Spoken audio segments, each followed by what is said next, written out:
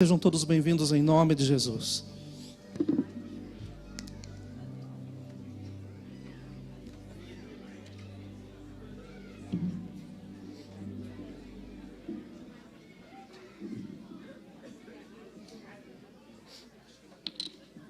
Aleluia.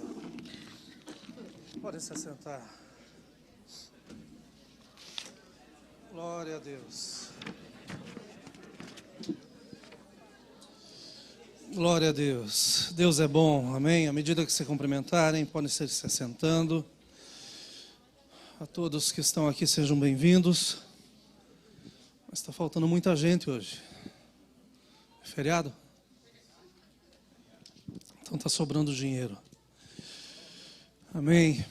Nós vamos falar em Romanos, no capítulo 1. Eu marquei o verso 21, mas eu gostaria de ler o verso de número 20 também. Vindo para cá, eu estava pensando que essa geração é uma geração bastante diferente. Essa pode ser a geração talco, pó de arroz. Mas eu sou da geração do metiolate. Vocês lembram do metiolate? Eu não sei se a gente chorava mais pela ferida ou pelo remédio.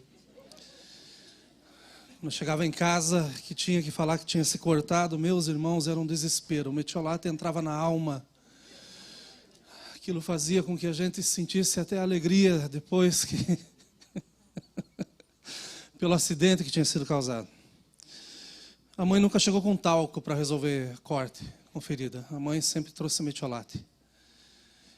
O nosso Deus, Ele nos cuida de uma forma tão especial e tem coisas que Ele tem que tratar na base do metiolate. Estão prontos? Eu estou. Desde madrugada Ele está falando comigo, me atrasei. Porque estava tão gostoso estar na presença do Senhor de manhã, eu comecei a escrever e quando eu vi já eram quase 10 horas. Eu falei, Deus, está tão bom aqui, Deus. Mas é sinal que Deus tem mais para nós. Romanos 1, 20 e 21. Porque as suas coisas invisíveis, desde a criação do mundo, tanto o seu eterno poder como a sua divindade, se entendem e claramente se veem pelas coisas que estão criadas, para que eles fiquem inexcusáveis. Porquanto, tendo conhecido a Deus, não o glorificaram como Deus, e nem lhe deram graças. Antes, em seus discursos se desvaneceram, e o seu coração insensato se obscureceu. Coloquei como tema para esse pensamento o suficiente é suficiente? Você já fez essa pergunta para você? Enough is enough? O comentário bíblico da Bíblia de Estudos, da NVI, diz o seguinte. Essa carta escrita por Paulo apresenta o Evangelho, o plano de Deus para a salvação e justificação de toda a humanidade. Embora a justificação pela fé, e é assim que nós conhecemos a carta aos Romanos, embora ela tenha sido apresentada como tema central por alguns, parece que um tema mais amplo corresponderia de forma mais satisfatória à mensagem dessa carta. Em vez de conhecermos essa carta como a justificação pela fé, nós poderíamos conhecê-la como a justiça de Deus, ou a ira de Deus. Pois a justiça de Deus, ela compreende a justificação pela fé. Da mesma forma que ela abrange ideias como a culpa, a santificação e a segurança. Tendo em base essa introdução da NVI, nós vemos que Paulo tinha vários propósitos ao escrever essa carta. O primeiro era para comunicar, olha, eu quero estar com vocês. Como quem diz assim, olha, coloca o fogo baixo na panela, vai preparando o feijão, que eu vou chegar. E quando eu chegar, daí as coisas fervem. Que eu tenho muito de Deus para trazer para vocês. Um segundo motivo dessa carta é que ele queria apresentar o plano básico da salvação a uma igreja que nunca tinha tido um apóstolo. Essa igreja estava crescendo, mas provavelmente eram daqueles que ouviram, né, a mensagem e andaram e foram para Roma, mas eles não tinham apóstolo junto com eles. Então alguns erros estavam acontecendo. Em terceiro lugar, Paulo queria explicar o relacionamento entre os judeus e os gentios. Porque estavam dentro da mesma casa, mas os judeus estavam predominando, dizendo assim, olha, vocês têm que andar como nós andamos, vocês têm que ser aquilo que nós somos. E Paulo estava querendo mostrar que o plano da salvação não era um plano exclusivo para brasileiros ou para americanos. Não estava querendo mostrar que era só para judeus ou só para gentios, mas ele estava dizendo, o plano da salvação ele é global. E ainda hoje, Deus continua amando o mundo inteiro. E ainda hoje Ele continua buscando os pecadores. E ainda hoje o chamado que Ele deixou para nós continua vivo. Ide e pregai o Evangelho a toda a criatura. Paulo começa essa carta com um retrospecto do estado espiritual de toda a humanidade. Ele concluindo que judeus e gentios igualmente são pecadores e precisam da salvação. Todos precisam da salvação. Essa mensagem não é para a igreja, essa mensagem é para o mundo. Todos precisam dela. A salvação está outorgada por Deus mediante Jesus Cristo e a sua obra na redenção da cruz. Salvação só em Jesus Cristo. Não existe outro caminho. O caminho é Jesus. Então, se alguém está desesperado por salvação, não busque uma saída, ache uma entrada. E a entrada é Jesus Cristo. A condição prévia, no entanto, para que chegue a salvação é que ela tem que ser recebida pela fé. O princípio pelo qual Deus tem sempre lidado com a raça humana, sempre foi pela fé. Nunca foi de outra forma. Deus quer esse relacionamento conosco. A salvação, então, meus irmãos, eu entendo que ela não é um todo. Como alguns pensam, eu estou salvo, então estou salvo para sempre, está tudo bem. Não existe necessidade de fazer mais nada. A salvação, sim, é apenas o início de uma experiência cristã. A semana passada nós batizamos 9 nessa casa, que não chegaram ao ponto final, de forma alguma, mas chegaram ao primeiro passo dizendo, agora eu sou uma nova criatura, a salvação me alcançou. E agora eu tenho muito trabalho a fazer para a glória do Senhor Jesus. Mas não chegaram ao batismo por convicção, chegaram ao batismo pela fé. Entendendo sim que é necessário com que o homem morra, mas que nasça novamente em Cristo Jesus e viva completamente para Ele. Então, é o início de uma experiência com Cristo. Então aqui Paulo passa a demonstrar de que modo o crente é liberto do pecado. De que forma que o crente é liberto da lei, de que forma o crente é liberto da morte. Condição esta possibilitada pela união com Cristo na morte e na ressurreição, como eu já disse. Mas também pela presença doce e suave e pelo poder do Espírito Santo que habita no crente. Aleluia! Aleluia! Se vocês quiserem depois, leiam esse capítulo primeiro inteiro. Mas dos versos 20 até o verso 27 desse capítulo, nós encontramos 7 formas de rejeição a Deus. Mas eu quero nessa manhã me basear no versículo 21 com 2 dessas formas. Não glorificar a Deus e serem mal agradecidos. É possível ser cristão e ser mal agradecido?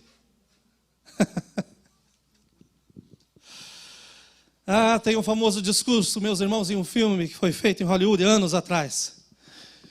Esse discurso é bastante interessante porque o homem começa falando o seguinte. O ponto aqui, senhoras e senhores, é ganância. Por falta de uma palavra melhor, então eu vou utilizar ganância. Porque ganância é bom. Ganância é algo certo. Ganância funciona. A ganância clarifica, ela abre caminhos e captura a essência do espírito da evolução. Ganância em todas as suas formas, a ganância pela vida, a ganância pelo dinheiro, a ganância pelo amor, a ganância pelo conhecimento, ela tem marcado o desenvolvimento humano. Daí você pensa que se um filme começa dessa forma, o que você pode esperar da continuidade? Embora o discurso seja velho, eu cheguei a uma conclusão esses dias. Que a ganância é o espírito da nossa era. Não existe outra coisa que domina a nossa era a não ser ganância.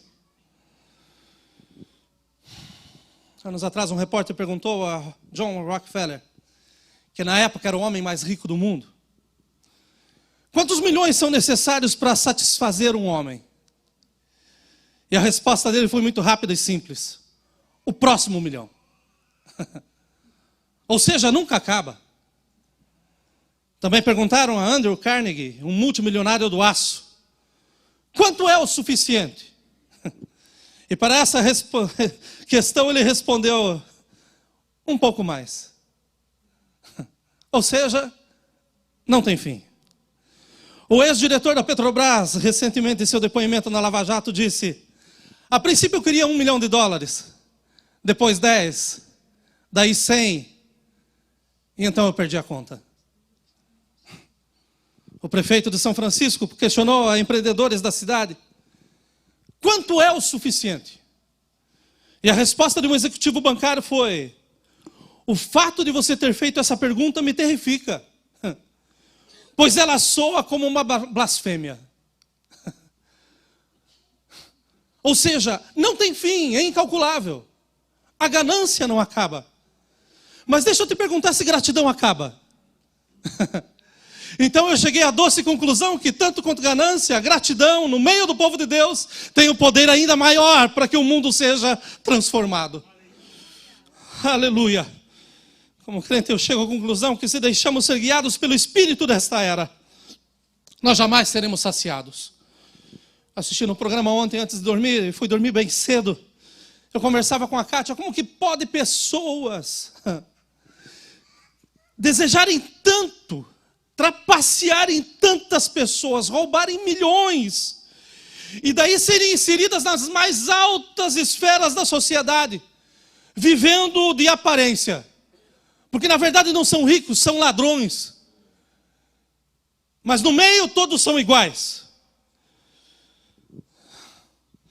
Eu creio que em Deus nós precisamos ter a sua misericórdia para que a gente seja guiado pelo Espírito da gratidão.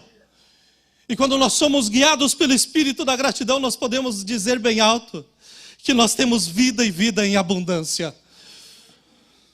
A gratidão, meus irmãos, ela direciona a vida. Um poema, ou melhor, um livro, chamado Espaço para Deus, o autor disse: quase nada em nossa sociedade nos estimula a ser gratos, ao invés de sugerir que nós demos graças.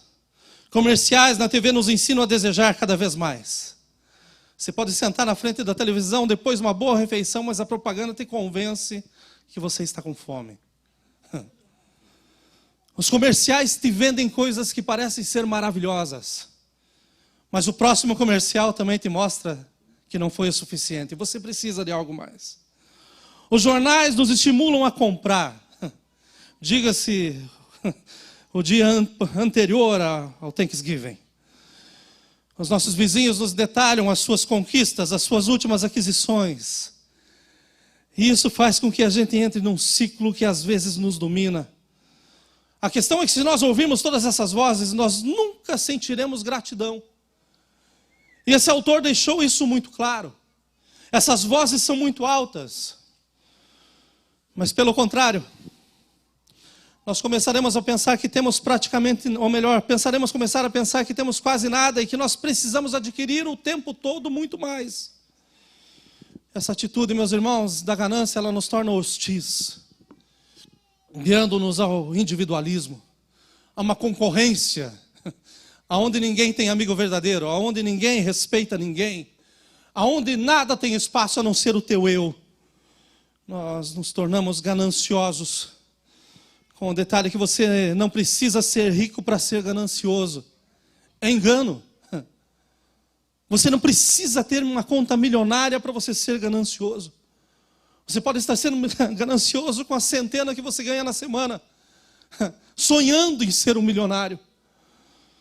Você apenas precisa ser egoísta e ter medo de compartilhar os seus recursos, porque está gravado na sua mente: eu preciso ter mais, eu preciso alcançar mais, não tenho o suficiente. Há algo gravado em sua mente que o que você tem não é o suficiente, a necessidade de lutar por mais, ela te domina. Mas grave hoje no seu coração: a ganância ela domina, mas a gratidão ela compartilha. E o salmista mesmo disse, olha, eu nunca vi o justo desamparado, e nem a sua descendência mendigar o pão. Nunca reteve, não, pelo contrário, compartilhava. E no compartilhamento Deus abençoava. Você nunca consegue encher um copo que está cheio. Mas à medida que o copo se esvazia, a água vai se renovando. E é isso que Deus quer nos ensinar. Se nós tivermos um sentimento de que o que nós temos é o fim de tudo, ou nós precisamos ainda mais, deixa eu te lembrar que a fonte inesgotável se chama Jesus, e Ele tem abundantemente mais para fazer do que nós pedimos ou pensamos.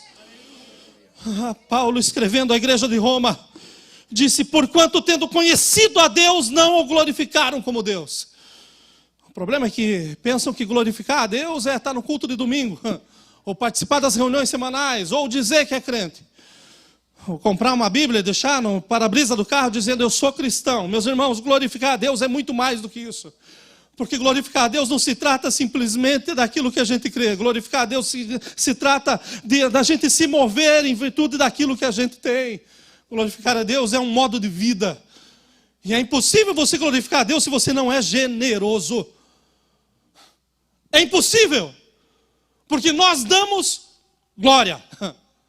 Nós damos louvor. Nós rendemos a Ele o culto. E como que uma pessoa que não sabe o que é ser generoso faz isso? Então ele visita a igreja. Ele se veste como, age como, pensa talvez como, mas na verdade nunca foi transformado. Mas hoje, a palavra do Senhor está aqui não para sarar a ferida, mas é para arrancar o pus e dar nova vida, e essa vida em abundância.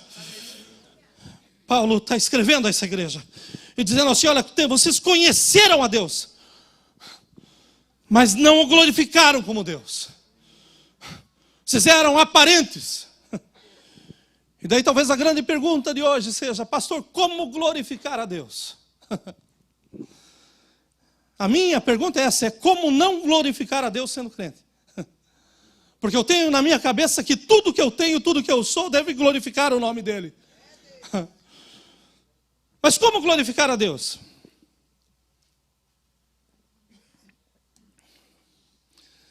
Diz que a nossa salvação é resultado específico da fé. E a fé é a raiz de todas as nossas boas obras. Nós devemos reconhecer que há uma ligação indissolúvel entre fé e glorificar a Deus em toda a nossa conduta. Em todo o nosso ser. O que nós pensamos deve glorificar a Deus. Como agimos deve glorificar a Deus. O que falamos deve glorificar a Deus. Aonde vamos deve glorificar a Deus. O que nós somos deve glorificar a Deus. O que temos deve glorificar a Deus. Ou seja, glorificar a Deus é como se não houvesse o amanhã. Fazendo tudo como se fosse para Ele hoje. Glorificar a Deus é sair de casa não para mais um culto, mas é para o último culto. E dizer assim, esse vai ser melhor do que o de ontem. Porque Deus tem renovado algo em mim. Nós glorificamos a Deus, e eu coloquei 3 passos, 3 formas que nós glorificamos a Deus. Nós glorificamos a Deus pela nossa fé. A Bíblia é clara quando ela diz que sem fé é impossível agradar a Deus. Pela nossa fé nós chegamos à conclusão e podemos dizer as palavras de Abacuque.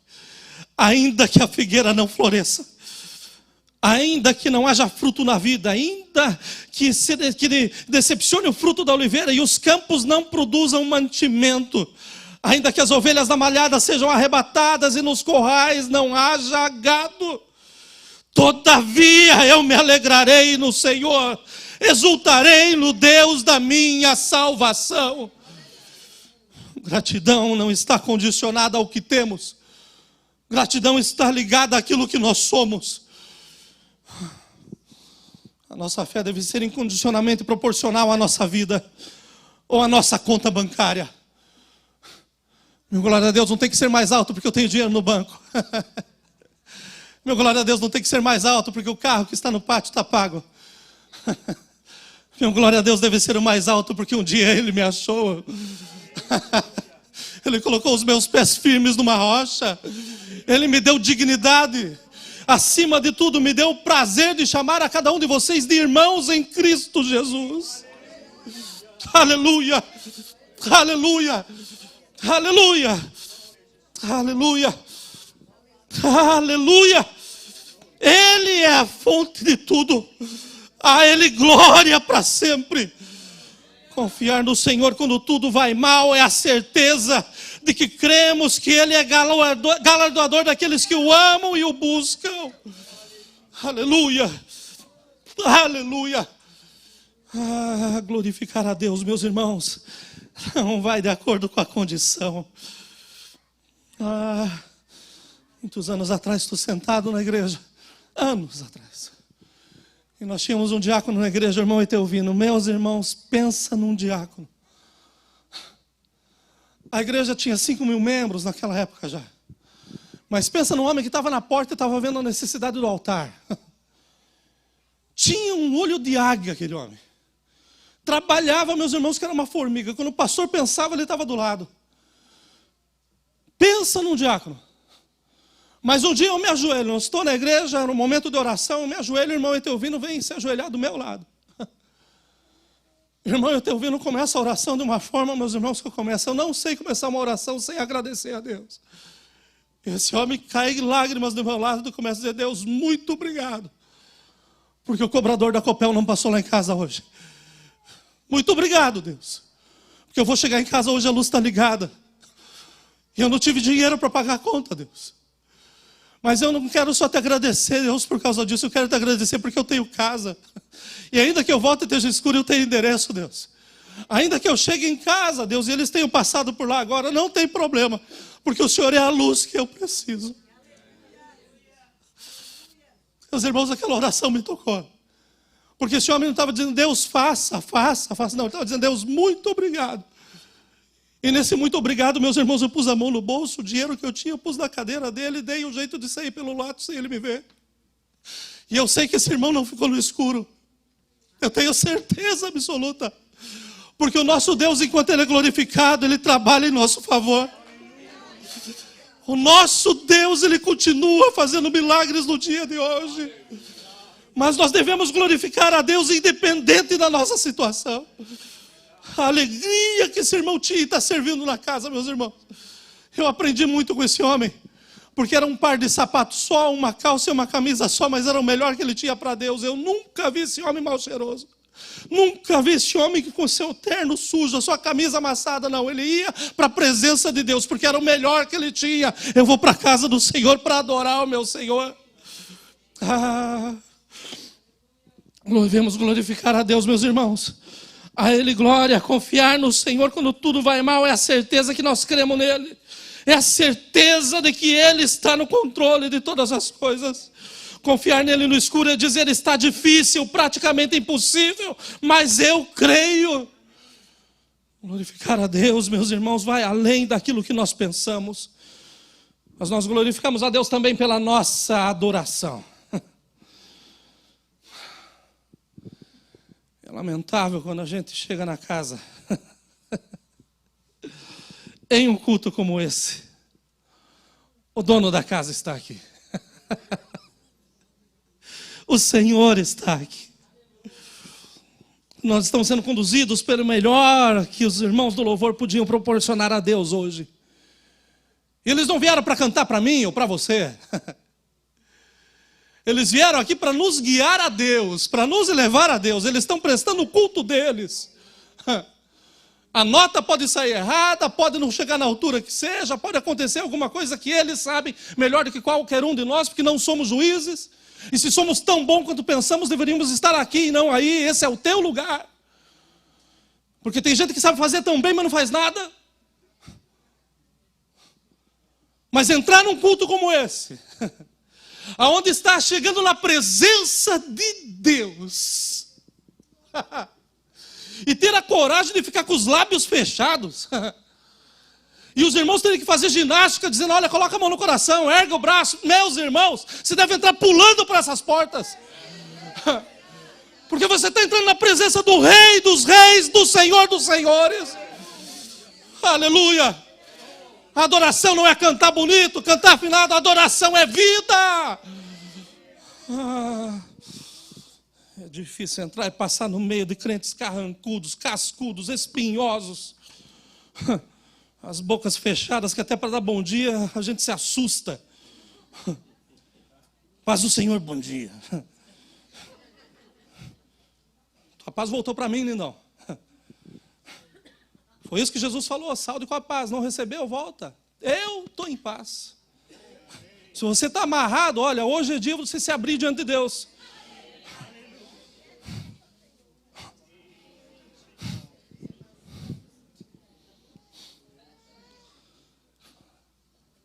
Falava que tinha gente que tomava suco de limão para vir para a igreja, né? Chegava amarrado. Eu estou tomando água de limão, é boa. Eu não acho que é o suco que faz a diferença. Eu acho que é quem toma. Tem gente que come jiló, que é amargo, que só vendo e continua dando risada. Para de ser carrancudo, meu irmão.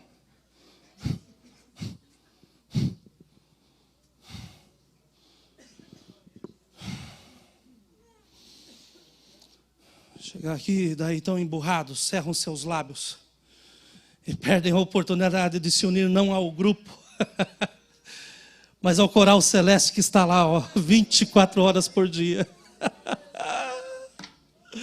Glorificando ao único que é digno de receber honra, glória, força, poder. Vocês cerram seus lábios porque não sabem ou não gostam de cantar. Vocês perderam uma grande oportunidade hoje. A oportunidade de deixar a sua voz chegar diretamente nos ouvidos de Deus. Acompanhada com os anjos que já o adoram diariamente. Meus irmãos, eu estou ficando igual o Pedro. O Pedro, ele andava com Jesus e eu acho que ele se sentia o cara. Hoje eu vou para casa me sentindo o cara, porque eu não canto bem, mas eu cantei com os anjos. Aleluia. Aleluia, como é bom viver Jesus, meus irmãos. É maravilhoso. Deus habita no meio dos louvores, meus irmãos. Quando nós declaramos a glória de Deus na adoração, nós temos o privilégio de antecipar o grande espetáculo que nós faremos um dia. Já imaginou que o teu nome não é visto no jornal, você não é uma pessoa pública, talvez não tenha muitos amigos no Face. O Instagram teu está lá, fazem 50 anos com o mesmo post, e você está aí... Mas já imaginou, gente, que um dia nós vamos fazer um show, gente, que toda a terra vai ficar parada? Cadê? Cadê aquele povo? E daí nós vamos estar definitivamente na frente do Rei dos Reis e do Senhor dos Senhores. Aleluia. Quem for abrir o espetáculo fala, olha, esse é o cordeiro que foi morto, mas hoje é o leão que ruge. E daí nós vamos começar a cantar, meus irmãos, santo, santo, santo, santo.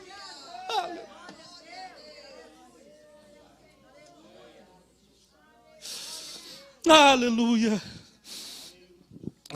Nós comecemos agora com corações imperfeitos, porém quebrantados, meus irmãos. É isso que é a adoração na igreja, é isso que é o louvor na igreja. Imperfeitos com corações quebrantados, cantando a um Deus que é perfeito. Aleluia. Aleluia. Talvez as nossas vozes sejam desafinadas, mas nós podemos começar a fazer agora aquilo que nós vamos fazer para sempre quando chegarmos no céu. Nós vamos glorificar ao Eterno em todo o tempo. Aleluia. Nós glorificamos a Deus também em tudo o que fazemos. Ou seja, como cremos em Deus para a salvação e por isso nós glorificamos o seu nome e declaramos em adoração a sua glória, a obediência gratuita flui em nossas vidas, resultando glória a Deus em tudo aquilo que nós fazemos. Então nós não glorificamos a Deus só quando nós estamos no meio ou quando estamos na casa. Mas nós devemos usar os nossos talentos, os nossos dons para a glória de Deus em todo o tempo. Ou seja, se é em casa, a Deus seja glória. Se é na escola, a Deus seja glória. Se é no trabalho, a Deus seja glória. Na igreja, a Deus seja glória. Aleluia! Em todo lugar, a Deus glória. Aleluia! Aleluia! Aleluia! Aleluia! Ah, se tem um povo que deveria ser excelente na terra, somos nós. Principalmente nos nossos trabalhos na casa de ímpios. Nosso trabalho tem que ser perfeito. Não a ponto de garantir que nós vamos ter trabalho no outro dia. Não, de forma alguma. Pode ser que eu não volte mais lá, mas o meu testemunho está lá. Eu fiz o melhor que eu pude. Mas eu não fiz pelo teu dinheiro. Eu fiz porque eu sou filho dele. Eu represento ele aonde eu estou.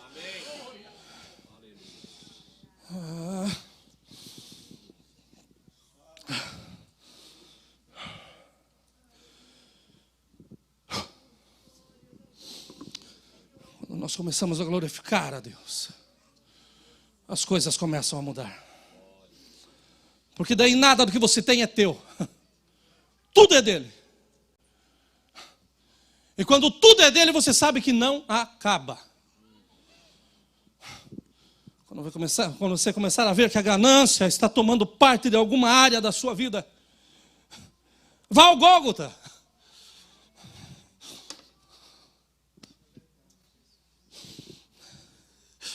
Veja ali o amor de Deus, que entregou o seu filho, que morreu pendurado em uma dura cruz, mas morreu para nos dar vida e luz. Ele mesmo se esvaziou. A Bíblia diz que ele deixou o esplendor da sua glória. Ele deixou tudo o que tinha, ele se esvaziou para fazer a vontade de Deus.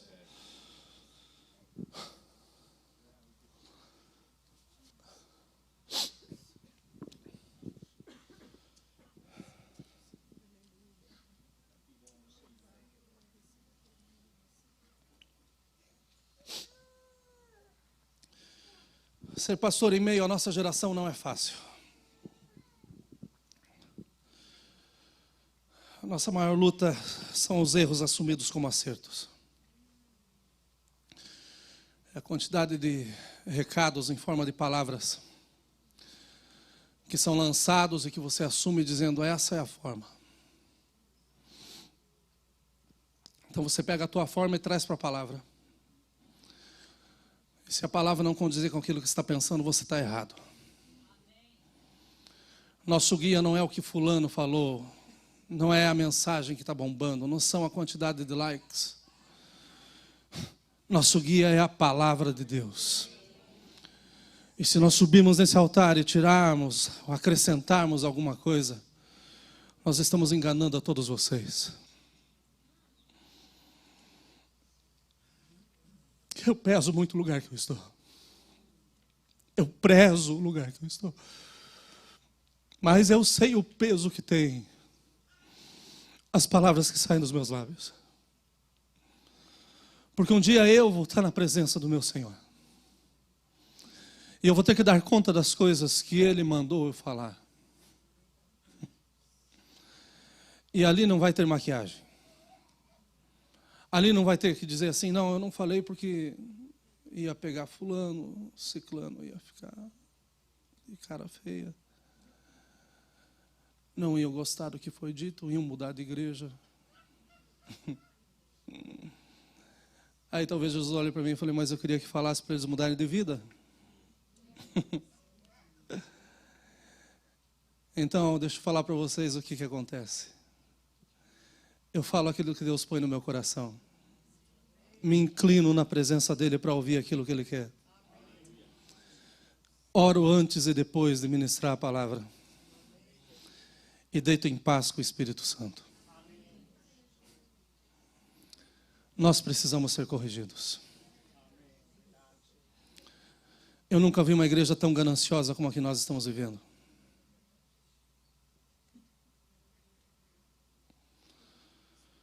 Ministrando riqueza nos altares. E aonde que está a porção diária que Deus mandava no deserto?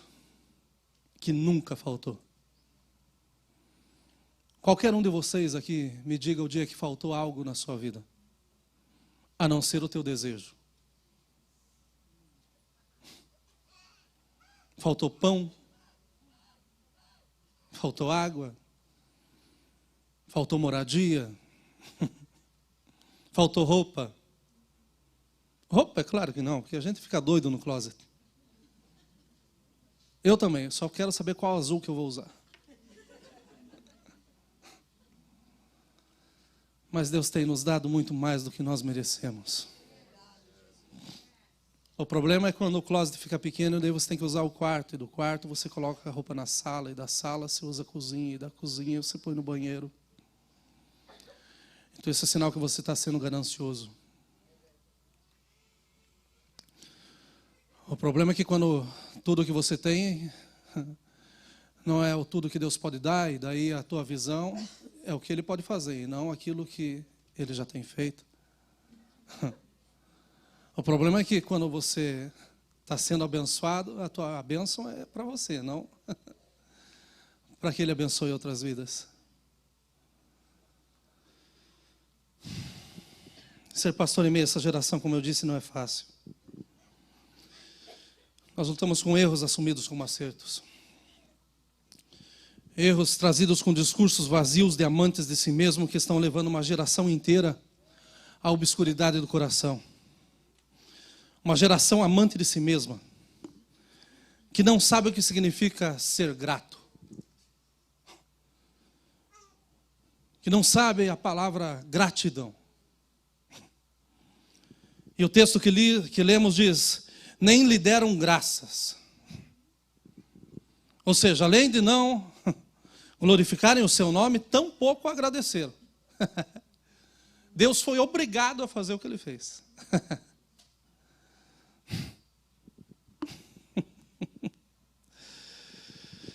Eles deram graças, antes em seus discursos se desvaneceram e o seu coração insensato se obscureceu. A ganância faz o coração ficar escuro. Faz os olhos se cegarem.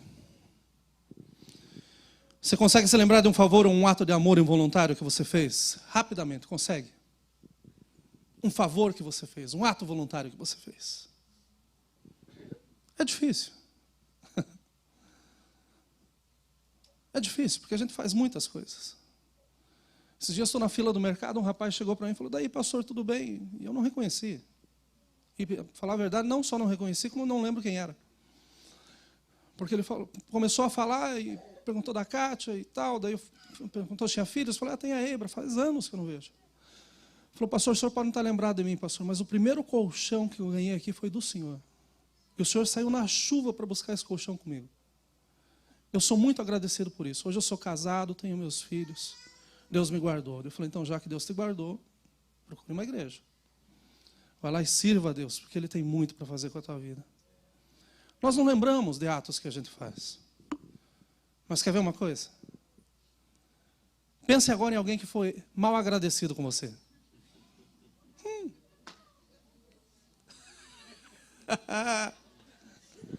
É fácil de lembrar, né? É fácil.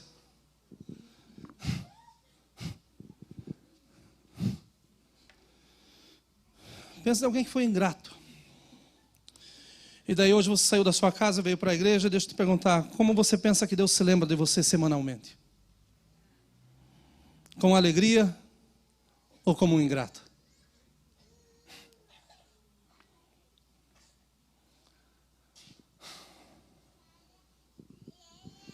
A verdade é que muitos que estão aqui hoje estão sendo consumidos pela ganância. O seu relacionamento com Deus é unilateral. Olha, venha a nós o seu reino. Mas nunca chega o final do versículo. Olha, seja feita a sua vontade. É só para mim. Mas a vontade de Deus ainda hoje é de salvar o perdido. Ontem eu me perdi na cidade.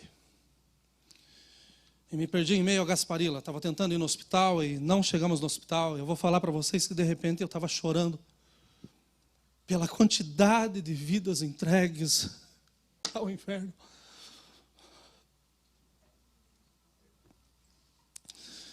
Eu vi uma menininha. Eu falei, amor, dá uma olhada naquela menina, dá uma olhada naquela menina. Se tivesse 12 anos era muito, gente.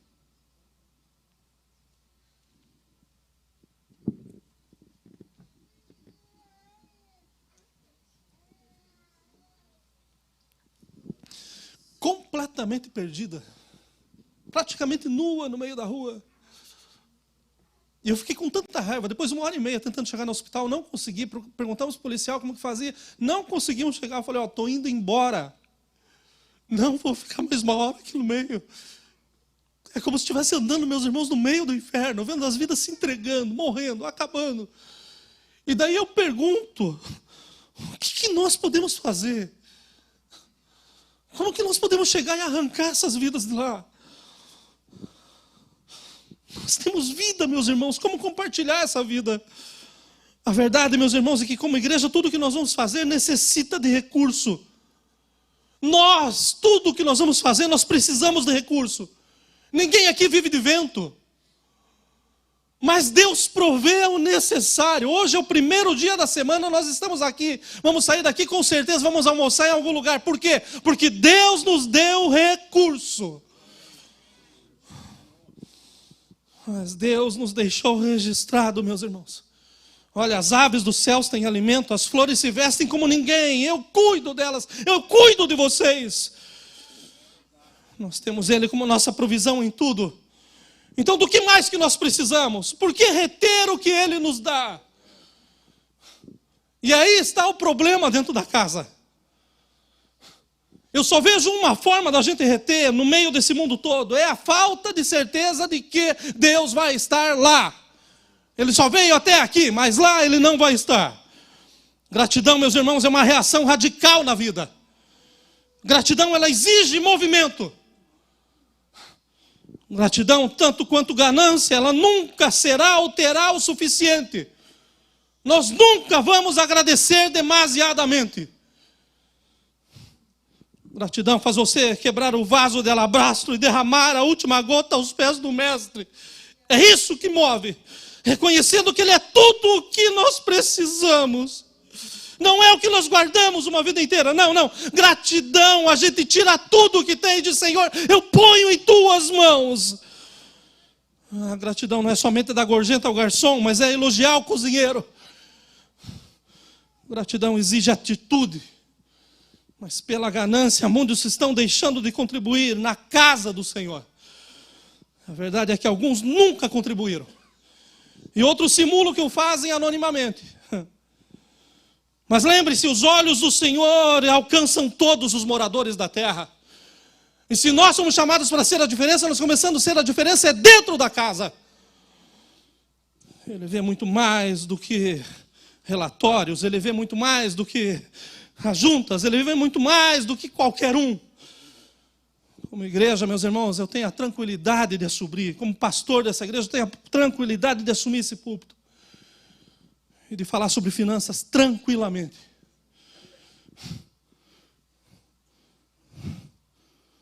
Mas alguns dias atrás eu estava orando. Num desses momentos assim com Deus. E estava perguntando, Deus, como que pode? Mais da metade da igreja não é dizimista, não são ofertantes. Mas ficam dizendo que são, só torre. Isso é terra.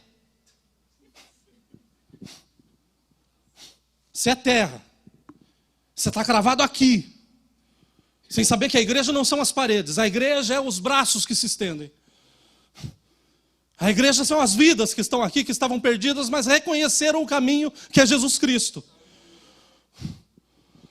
Estou orando. E daí o Espírito Santo foi muito claro. Por que você está se preocupando com aqueles que não dizimam? Se tem alguns que eu nem aceito as ofertas. Quando a Bíblia é muito clara que diz, se você tem algo com teu irmão, antes de ofertar, você vai lá e corrija. Você corrija a sua língua, seu dedo. Corrija a sua vida. Porque tem gente que é muito bom para falar e para escrever, mas não para viver. Porque se tem conselho para dar, então chama a pessoa e dá conselho.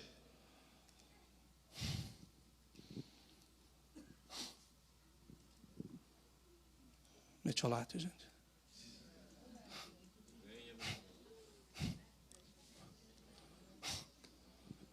Mas se quiser ser curado, tem que passar pela ferida. Nós temos pelo menos 60% de pessoas que não são contribuintes. Se fosse do lado de fora, a gente chamava de parasita, né? Aquele que sobe no ombro e vai onde você vai. Mas a luz aqui não se paga, as cadeiras vieram de graça, nós não pagamos aluguel. A gente tem festa, come bem, não tem problema, vem do céu. A gente ora e as coisas acontecem. E daí você, além de participar, tem que levar para a família inteira que está no Brasil. Mas nós poderíamos muito bem chamar essas pessoas de inativos. Mas com amor, meus irmãos, essa manhã. Porque eu não consigo ser diferente daquilo que eu vivo. Eu não consigo falar aquilo que eu não faço. Porque senão a gente entra numa vida dúbia.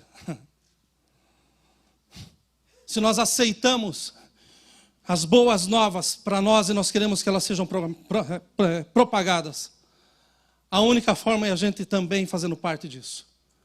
Tem 3 formas: indo, ofertando ou orando. Fica tranquilo que eu não vou falar de oração.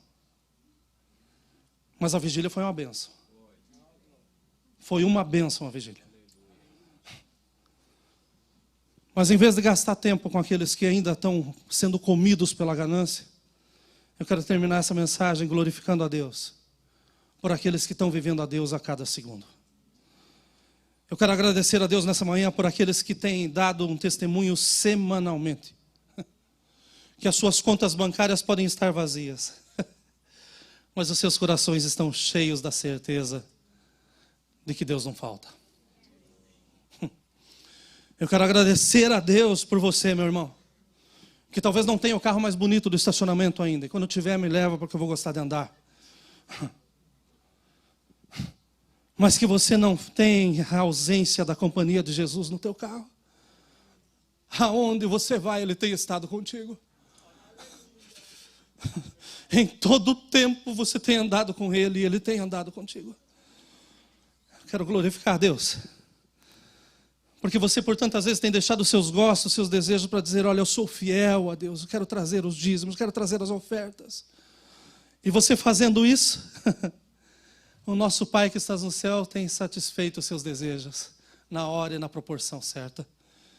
Deus nunca deve nada para ninguém, meus irmãos. Muito pelo contrário. O que Ele faz abundantemente mais do que nós pedimos e pensamos. Eu quero celebrar a Deus nessa manhã com você, que às vezes sente falta de tantas coisas que os outros têm, mas que não sente a falta de Jesus.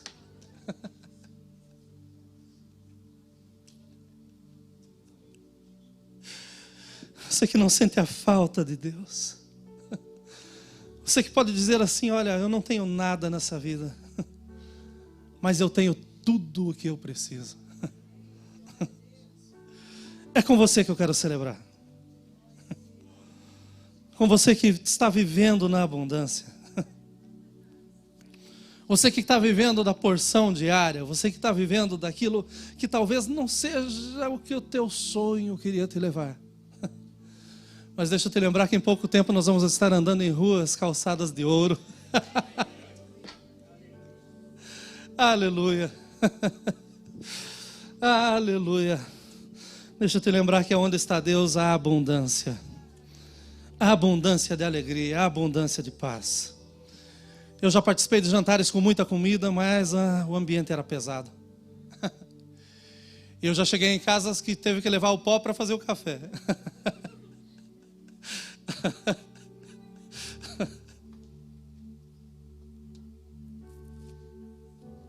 Mas era impossível não ser impactado pela presença doce do Espírito Santo.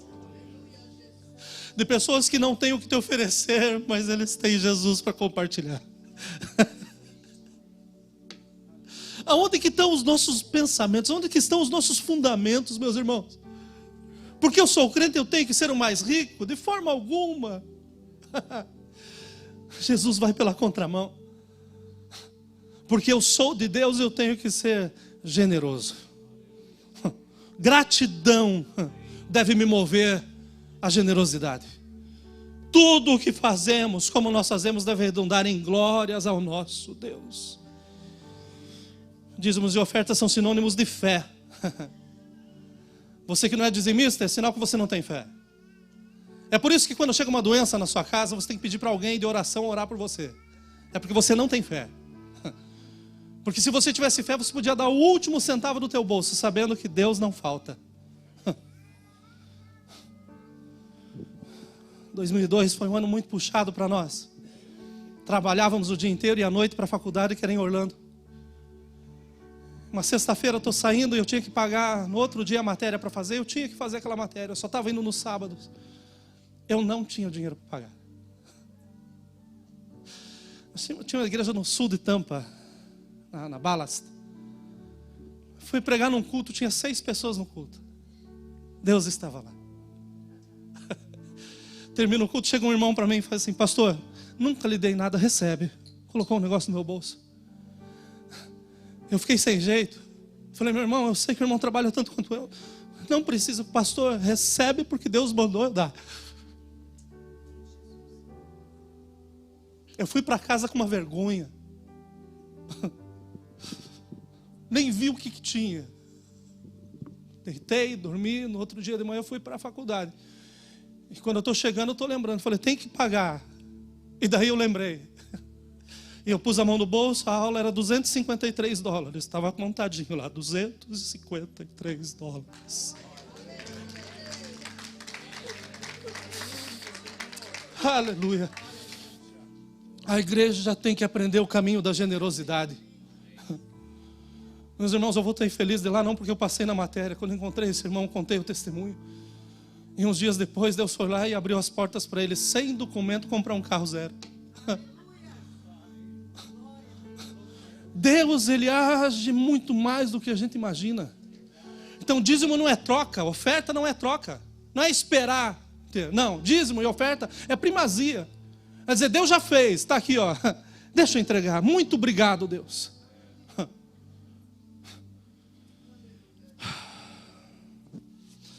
Meus irmãos, eu quero celebrar com vocês.